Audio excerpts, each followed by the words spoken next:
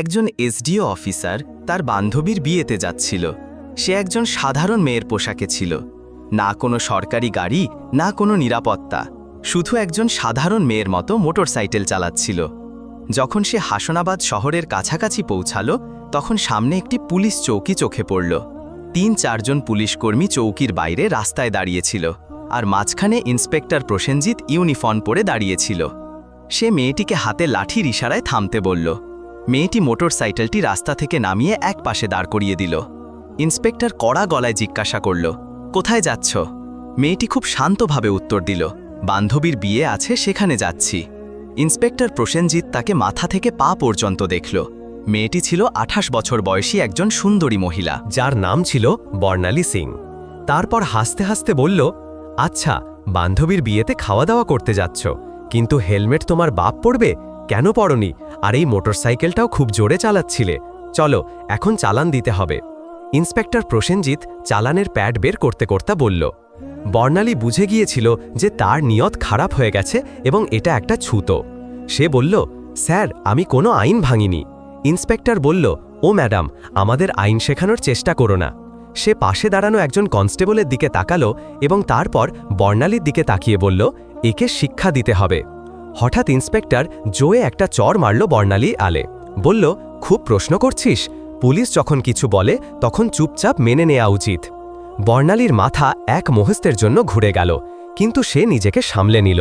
তার চোখে রাগ স্পষ্ট ফুটে উঠছিল। চৌকির ইনচার্জ ইন্সপেক্টর হাসতে হাসতে বলল, এখনও এর মধ্যে অহংকার বাকি আছে। এমন কতজনকে ঠিক করে দিয়েছি, ভালোভাবে শেখাতে হবে। একজন কনস্টেবল এগিয়ে এলো এবং বলল, স্যার, এটাকে থানায় নিয়ে চলো, সেখানে ঠিকঠাক সেবা করব, তখন বুঝবে পুলিশের সঙ্গে কিভাবে কথা বলতে হয়। একজন কনস্টেবল বর্ণালীর বাহু ধরে টেনে বলল, চল, গাড়িতে বস। বর্ণালী ঝটকা দিয়ে হাত ছাড়িয়ে রাগী গলায় বলল, হাত লাগানোর চেষ্টা করো না, নয়তো পরিণতি ভালো হবে না। ইন্সপেক্টরের রাগ আরও বেড়ে গেল। সে একজন কনস্টেবলকে বলল, এর অহংকার দেখো। একজন কনস্টেবল এগিয়ে এসে বর্ণালী সিংয়ের চুল টেনে ধরল এবং জোর করে টেনে নিয়ে যাওয়ার চেষ্টা করল। বর্ণালী ব্যথায় কুঁকড়ে উঠল, কিন্তু তখনও পর্যন্ত সে নিজের পরিচয় কিছুই বলেনি। সে দেখতে চাইছিল এরা আর কতটা নিচে নামতে পারে। তখন একজন পুলিশ রাগে তার মোটরসাইকেলে লাঠি দিয়ে মারল এবং বড় করে বলল, বড় সাধু সাজছে, এখন তোরে খেলনা বানিয়ে খেলব। বর্ণালী সিং ভালোভাবেই বুঝে গিয়েছিল যে এখন তার সঙ্গে কি হতে চলেছে এবং এরা কতটা নিচে নামতে পারে। ইন্সপেক্টরের চোখে রাগ ছিল। সে জোরে চিৎকার করে বলল, তোর মতো অনেক বুদ্ধিমান দেখেছি, পুলিশের সঙ্গে বাগড়াবাড়ি করবি? আজ মজা দেখাবো, চল ওকে থানায় নিয়ে যাও, সেখানে বোঝাবো। এই সময়ে বর্ণালী সিং তখনও চুপ ছিল। সে তার পরিচয় প্রকাশ করার কোনো ইচ্ছে দেখায়নি। সে দেখতে চাইছিল এরা প্রশাসনকে কতটা বদনাম করতে পারে, কতটা অত্যাচার করতে পারে। ইন্সপেক্টর প্রসেনজিৎ এখন বিরক্ত হয়ে গিয়েছিল। তার সামনে এমন একজন মহিলা দাঁড়িয়েছিল যার নরম সুন্দর গালে চড় পড়েছিল, যার চুল টেনে ধরা হয়েছিল, যাকে জোর করে বাহু ধরে রাস্তায় টেনে নিয়ে যাওয়া হয়েছিল, কিন্তু সে তখনও মূর্তির মতো নীরব দাঁড়িয়েছিল, না কোনো চিৎকার, না কোনো কান্না। ইন্সপেক্টর প্রসেনজিৎ ভেবেছিল থানায় বসে চিন্তা করবে এই জেদি মহিলার কি চিকিৎসা করা যায়। এটা কেবল রাগ ছিল না, এটা এমন এক রাগ ছিল যা ভেতরে ভেতরে ফুটছিল। চৌকির ইনচার্জ ইন্সপেক্টর হাসতে হাসতে বলল, এখন জীবও চলতে শুরু করেছে, চল থানায়, দেখব কত বড় জীব চালে তোর। থানায় ঢুকতেই ইন্সপেক্টর জোরে চিৎকার করে বলল, ওরে কোথায় গেলি? চাপনি লাগা তাড়াতাড়ি, আজ একটা বিশেষ মাল এসেছে। বর্ণালী সিং তখনও কিছু না বলে থানার দেওয়াল দেখছিল।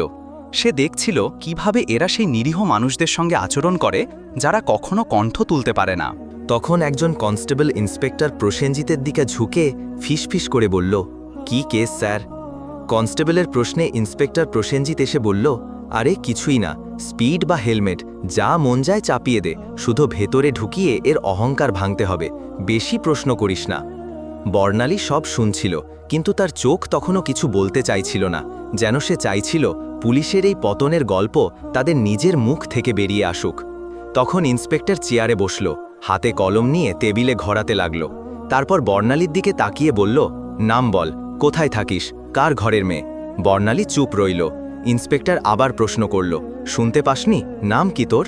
কিন্তু বর্ণালীর নীরবতা তখনও পাথরের দেওয়ালের মতো। তখন ইন্সপেক্টর টেবিলে এমন জোরে হাত মারল যে শব্দটা পুরো থানায় গুঞ্জে উঠল এবং রাগে চিৎকার করে বলল, শুনতে পাস না?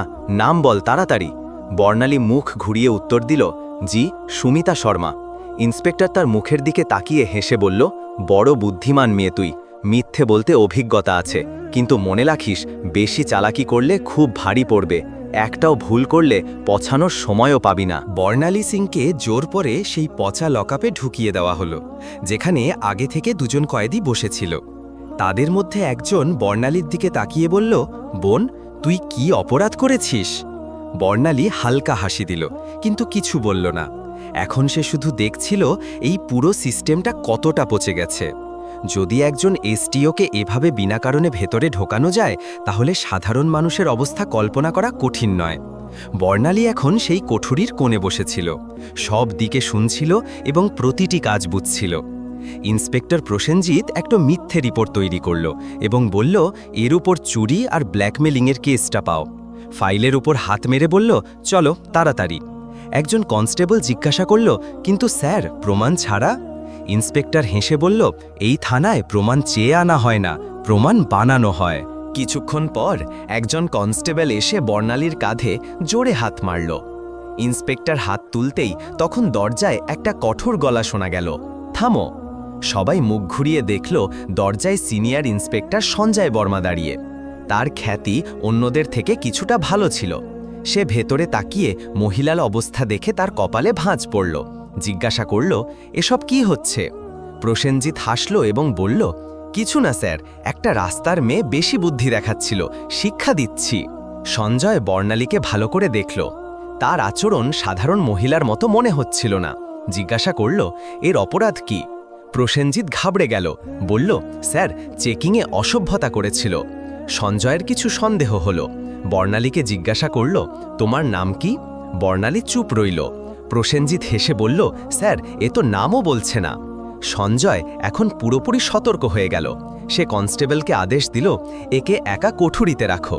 প্রসেনজিৎ অবাক হয়ে গেল, কিন্তু সঞ্জয় কঠোরভাবে বলল, আমি নিজে এর পাশে থাকব। তার আদেশে বর্ণালীকে আরেকটা কোঠরিতে বন্দি করা হলো, যেটা আগেরটার থেকেও বেশি দুর্গন্ধযুক্ত আর অন্ধকার ছিল। বর্ণালী চারদিকে চোখ বুলিয়ে দেখল। এক কোণে একটা ভাঙা টেবিল পড়েছিল আর পাশে একটা মরছে পড়া লোহার রড। এখন সে নোংরা সিস্টেমের আসল চেহারাটা আরও কাছ থেকে দেখছিল। প্রতিটি মুহূর্তে তার চোখ বুঝছিল যে আইন শুধু ফাইলের মধ্যেই সীমাবদ্ধ হয়ে গেছে। তখন একজন কনস্টেবল দৌড়ে এসে বলল, স্যার, বাইরে একটা বড় গাড়ি দাঁড়িয়ে আছে। প্রসেনজিৎ এবার চমকে উঠল, জিজ্ঞাসা করল, কোন গাড়ি? কনস্টেবল ঘাবড়ে বলল, স্যার, সরকারি গাড়ি। সে তাড়াতাড়ি বাইরে গেল এবং গাড়ির ভেতর তাকাতেই তার চোখ কপালে উঠল। সে হন্তদন্ত হয়ে ফিরে এসে ধীর গলায় বলল, স্যার। প্রসেনজিৎ বিরক্ত হয়ে বলল, কি হলো, কে এসেছে? কনস্টেবল কাঁপতে কাঁপতে বলল, স্যার, কমিশনার সাহেব এসেছেন। প্রসেনজিতের মুখ ফ্যাকাশে হয়ে গেল। সিনিয়র ইন্সপেক্টর সঞ্জয় বর্মাও সতর্ক হয়ে গেল, কারণ এখন বিষয়টা সরাসরি ওপরে পৌঁছে গিয়েছিল। কমিশনার সাহেব থানায় পা রাখলেন এবং তার চোখে স্পষ্ট রাগ দেখা যাচ্ছিল।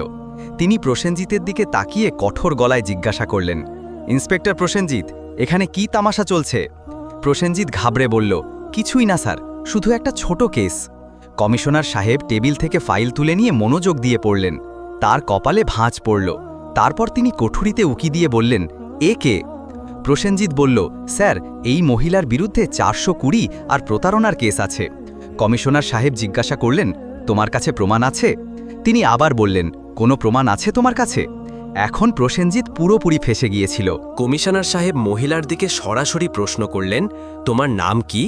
এবং প্রথমবারের মতো বর্ণালী সিং হালকা হাসি দিয়ে বলল, এসডিও বর্ণালী সিং।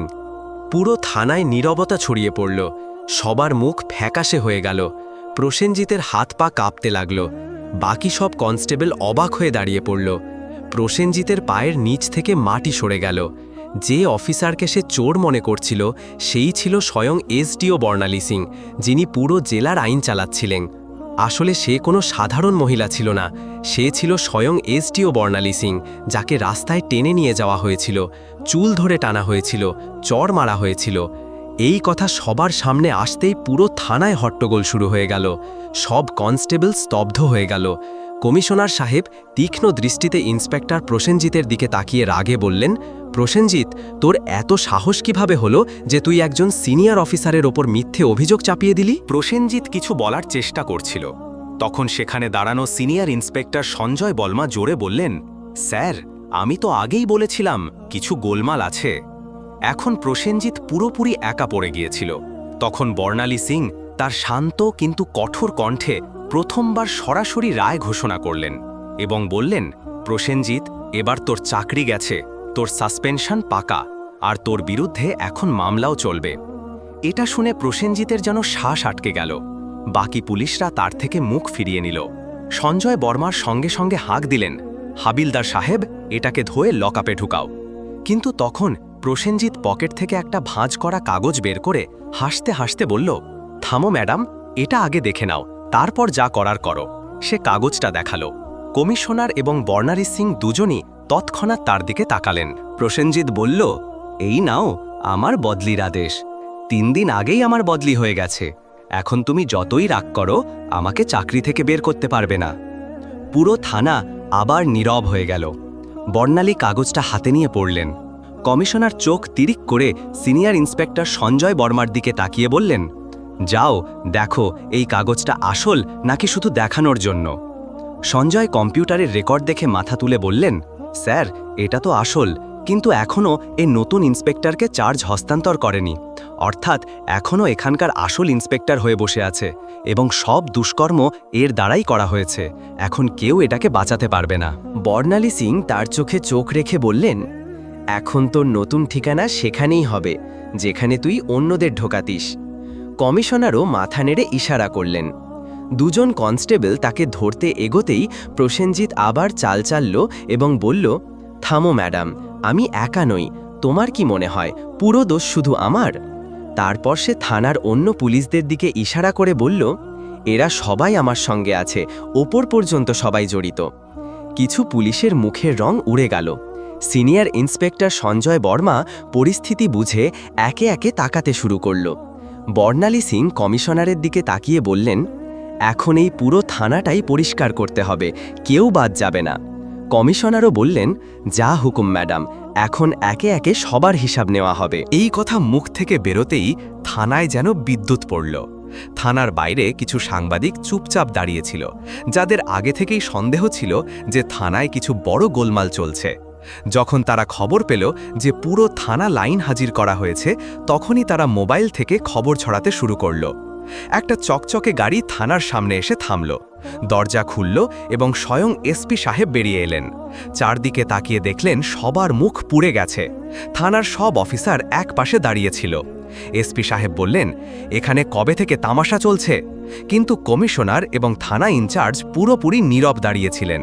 তখন বর্ণালী সিং সরাসরি এসপির চোখে চোখ রেখে বললেন, তোমার কি মনে হয় তুমি বেঁচে যাবে?